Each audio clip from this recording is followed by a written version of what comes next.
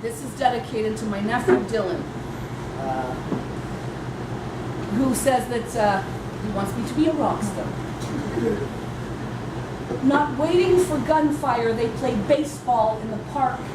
Sun-baked lawn chairs, they bring their families here once every week for a sense of belonging that doesn't include a gun. No social program, just people making light in the dark, in the middle of orchestrated chaos, bullshit sound bites, images handpicked by those who've never lived there, still yet have a bone to pick. Those creating this fallacy, edited frame by frame, be afraid. The most efficient way to control a population is fear. Convince us we have reason to be afraid of each other without resources or escape. We will teach our children to be afraid. Cling to a twisted hope in whatever form it takes. Fight for family, honor, belonging. Fight for a reason to live. 11 years on this planet, yet his eyes always told me different. This place he's always called home, simplified, pathologized, and vilified.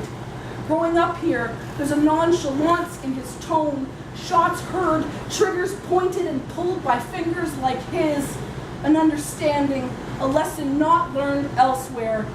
He knows the kids, his friends and classmates, these baby thugs, the casualties in this, forever changed. Seeing through this lip service, this mess is our responsibility. It began long before they got here.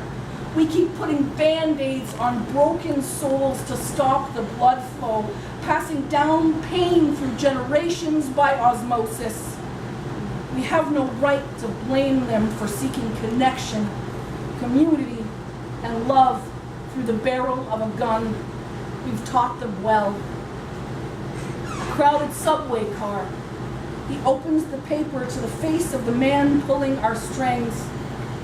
He says, profound words with the ease of breathing. I don't like him. He doesn't know what he's talking about. Even I know, Tia. Kids need something to do and somewhere to belong. That's why they do gangs. We're not trying to hurt anybody. We just want a family. Woo!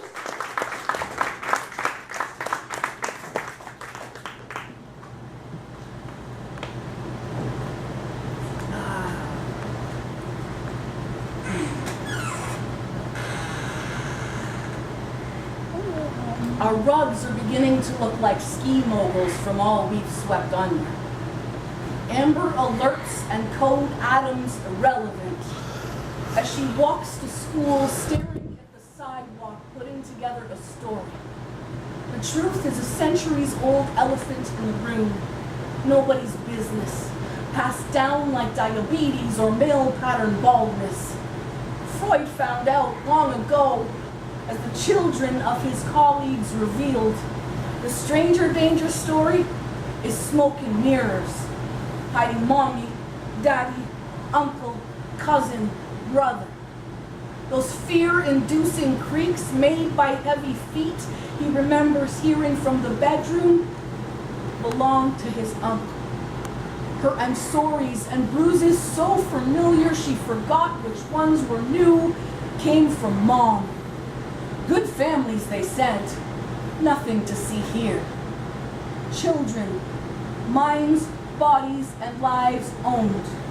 Our culture plays on their sense of loyalty, family, and roots at every turn, making a hierarchy of pain, emphasizing that anything less than extreme doesn't count. So she, a grown woman, weaves a new story to maintain status quo. He sits across the table from his uncle at family functions as though he's never seen him naked. Childhood events now morph into custom-made fairy tales, leaving out events that still haunt 3 a.m. as though evaporated, not in our family, playing like a loop. Not one adult willing to take responsibility. We abuse children.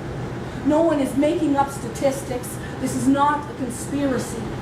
Humans know violence works every time, especially with children. It's easy.